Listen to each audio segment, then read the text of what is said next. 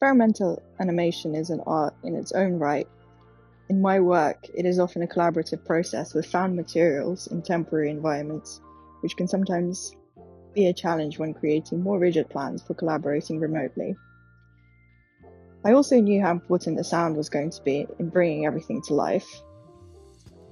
It was very special to collaborate with my dear friend Florence, who composed, recorded, and mastered the score for the film. Quite pitched, actually. Before diving into any serious production, it was important to help Florence understand the grand visions in my head. I knew that some of the shots I had in mind were potentially ambitious, so I started trying to figure out how I would make some of the shots in practice. I began building rigs and base sets where everything would happen.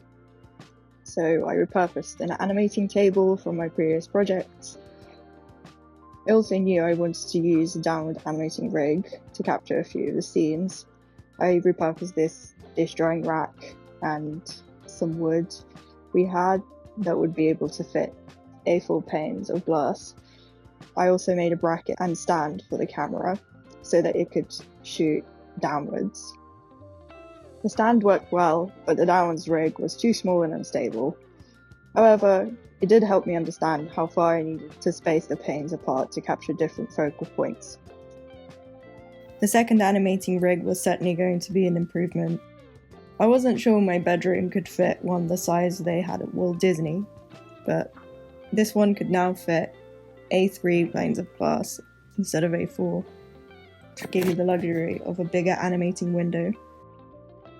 My colleague, Will, very kindly helped me to figure out the wirings for my blob of light. We tried a few different LEDs. He also added a dimmer so that I could control the intensity of the light as well.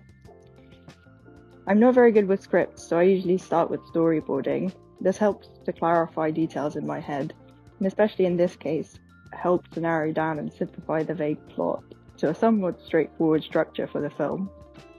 I then used a mixture of hand and digital drawings to create stills. I also included a few videos I made with early props and also a few animated test shots. All of these were edited together into a rough template. This way, both Florence and I would have a reference for the shape and duration of the film. Finally, I added lots of notes with as much detail as possible as to what I was hoping the audience would feel with the music.